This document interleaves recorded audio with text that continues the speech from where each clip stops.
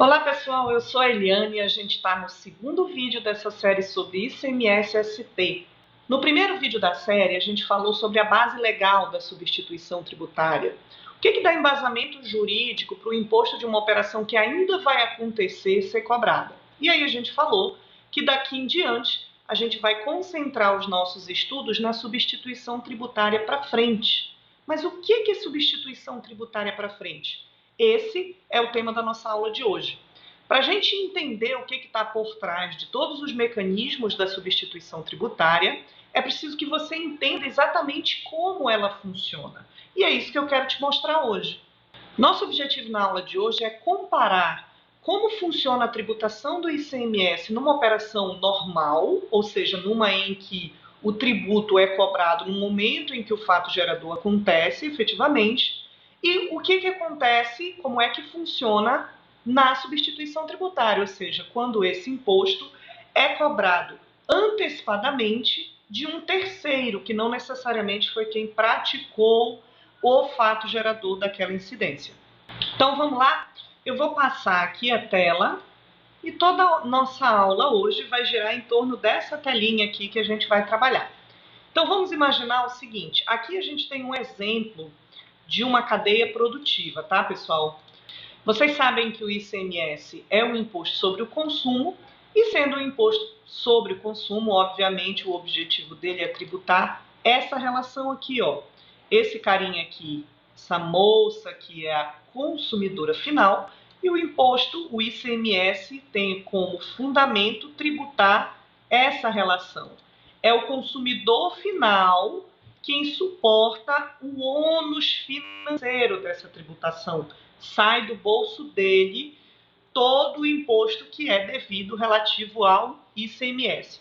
Os demais na cadeia, o varejista, o atacadista e o industrial, eles apenas repassam esses valores para os cofres públicos. Mas esse valor sai deste bolsinho aqui, ó, do consumidor final.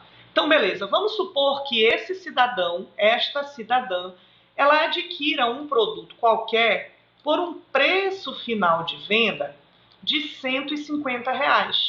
Isso aqui a gente está tratando, tá, gente? Primeiro disso aqui, ó, uma cadeia sem substituição tributária, ok? Então, comprou-se esse produto por R$150. Deixa eu abrir minha calculadora aqui. Supondo que a alíquota de tributação seja de 18%, a gente vai aqui calcular que 150, só um instantinho, R$150 vezes 18%, a carga tributária de ICMS embutida nessa operação é de R$27. Então, o tributo, vamos lá, deixa eu fechar aqui a calculadora, o tributo é de R$27, tá bom? Então, não importa como foi que aconteceu essa cadeia de tributação até esse consumidor final realizar essa aquisição, o valor total que foi desembolsado a título de ICMS nessa operação é os R$27. Entretanto, esse cara aqui, ó, esse varejista, que foi quem efetuou essa venda para o consumidor final, ele não paga esses R$27 de forma integral. Isso é distribuído em todas as operações, e é isso que a gente vai entender agora. Como é que acontece? Vamos imaginar que esse mesmo produto que foi vendido aqui para o consumidor final a R$150, ele foi vendido pela indústria inicialmente, quando terminou a produção, foi vendido por 100, tá? Imaginando que aqui também há a incidência dessa alíquota de 18%, esse cara, ele vai realizar, quando ele realizar essa venda para o industrial, desculpa, para o atacadista, ele vai pagar a título de ICMS R$18, certo? Vai recolher R$18. Então, veja, desses R$27 aqui, que é a carga tributária final suportada pelo consumidor, 18 foi recolhido pela indústria A, tá bom? Aí, esse cara aqui, que é o atacadista, vai vender este produto, já não por 100, obviamente, o objetivo dele é ter lucro, ele vai vender por 120, tá bem? E aí, imaginando que aqui também vai haver a incidência de uma alíquota de 18%, Quanto que vai ser o tributo devido sobre esses 120? 120 vezes 18, R$ 21,60. Deixa eu fechar aqui. R$ 21,60. Então, o tributo devido nessa operação é R$ 21,60. Só que vocês sabem que o ICMS é um tributo não cumulativo. Se eu fosse recolher R$ 21,60, esses R$ 21,60, com mais esses 18 que já haviam sido recolhidos anteriormente, já ia aí praticamente bater R$ 40. E a gente já viu que a carga tributária total suportada aqui foi 27. Por quê? Porque como ele é não cumulativo, desses R$ 21,60 a gente vai subtrair os R$ 18 que já foram recolhidos na operação anterior. Então, este atacadista vai recolher efetivamente aos cofres públicos R$ 3,60. Tá ok? Embora ele debite na sua operação, ele vai lançar um débito de R$ 21,60, ele também vai lançar um crédito da operação anterior de 18 e vai recolher os R$ 3,60, tá bom? Então, até aqui, a essa segunda operação da cadeia, a gente tem uma carga tributária total recolhida aos cofres públicos de R$ 21,60, ok? E aí, por fim, nessa terceira e última operação em que está sendo realizada a venda ao consumidor final, este cara que está vendendo essa mercadoria 150 vai debitar os R$ 27 na sua nota fiscal. Entretanto, considerando o princípio da não cumulatividade, ele vai abater destes R$ 27 essa carga tributária total de R$ 21,60, que já foi suportada nas operações anteriores, ficando com um saldo de, e aí a pessoa não vai fazer essa continha de cabeça, de R$ 5,40, tá bom? Vamos fechar aqui.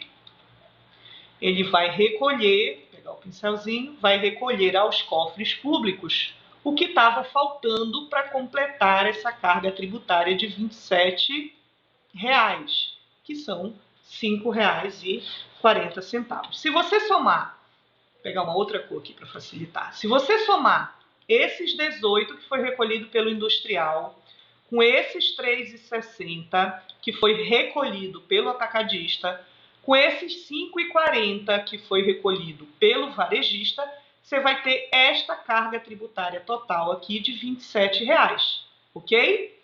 Esse ônus financeiro de R$ 27 foi suportado por quem? Pelo consumidor final, ok?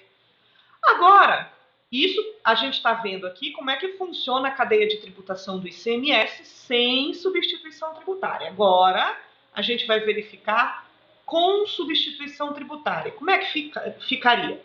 A gente já viu no vídeo anterior em que o fisco vem e atribui a um terceiro, normalmente o início da cadeia produtiva, o industrial, porque é uma concentração maior, ele atribui a ele a responsabilidade de recolher o imposto de toda essa cadeia. Então, o que vai acontecer? Nessa operação aqui, o industrial A já tem a obrigação de recolher os R$ 18 da operação própria, ok? E aí vem o fisco e diz assim, olha, industrial A, esse atacadista eu não quero que ele recolha nada, porque na operação dele quem vai recolher o tributo é você, e esse varejista também não vai recolher nada, porque na operação dele você já vai ter feito o recolhimento. Ou seja, além dos dos R$ 18 da sua operação, ele também vai recolher a carga tributária de B e de C, ou seja, ele vai recolher um total de R$ 9 extras, certo? Que é relativo à diferença entre os seus 18 e o total do imposto aplicado sobre o preço final, que é estes 150 aqui, tá? Então, o que ele faz? Bom, vendi minha mercadoria a 100, estou aplicando os 18%, eu devo 18. Agora, eu vou aqui ver qual é o preço de venda lá para o consumidor final. Eita, letra bonita da peste.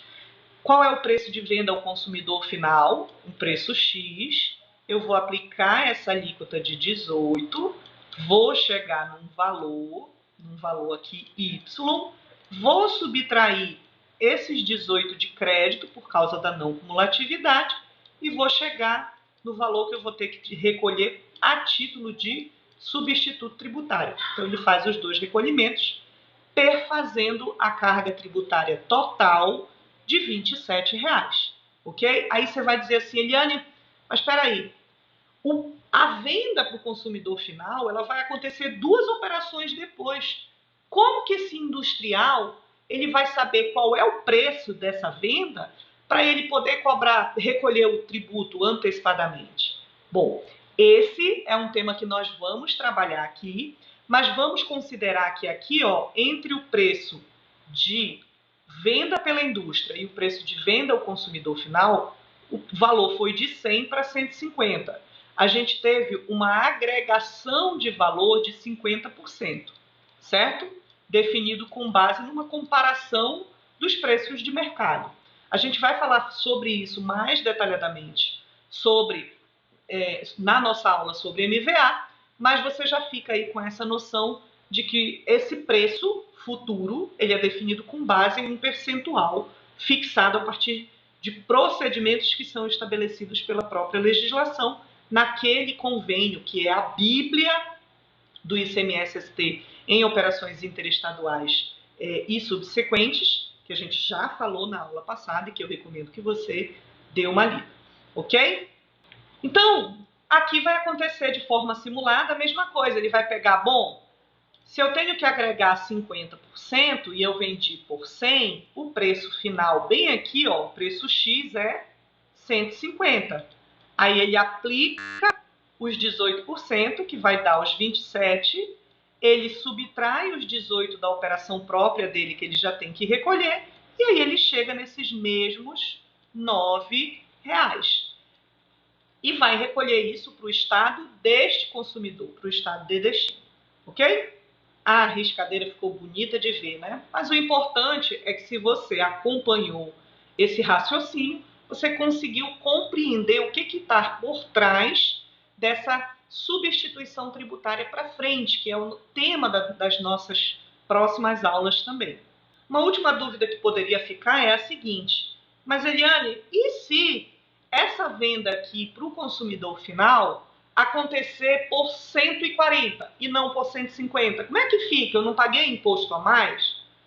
Inicialmente, a regra da substituição tributária era definitividade, ou seja, esse valor que foi recolhido pelo industrial aqui acabou e não tem nem devolução de diferença, mas também não tem recolhimento de diferença quando você vende, por exemplo, por R$ 160, quando você vendesse. Mas o STF considerou que isso é inconstitucional e agora existem também mecanismos de você ressarcir a diferença quando você vende por um preço menor que o presumido ou de você recolher a diferença quando você vende por um preço maior que o presumido. Mas isso aí é um mundo à parte. Se você quiser ter uma aula sobre não definitividade da ST, deixa aí nos comentários, a gente pode falar sobre isso. Mas o importante nesta aula é que você tenha compreendido o mecanismo da substituição tributária para frente. Se você entendeu, objetivo alcançado com sucesso. Só que eu estou imaginando você aí no seu escritório pensando assim, Eliane, tudo muito lindo, entendi como é que funciona esse mecanismo, agora o problema é o seguinte, eu estou aqui no meu escritório e eu estou precisando saber se a mercadoria tem ou ela não tem ST, eu não faço a menor ideia de como é que vê isso, né? Quer dizer, a mercadoria X que eu estou vendendo tem ST ou ela não tem? Como eu vejo isso? Esse é o tema da nossa próxima aula. Se você está gostando da série, valorize o nosso conteúdo. E para você ser avisado quando sair a próxima aula em que a gente vai falar sobre como você faz para identificar quando um produto tem ou não tem ST, se inscreve no canal e ativa o sininho. Espero que você tenha gostado da aula de hoje. Tchau, tchau, pessoal!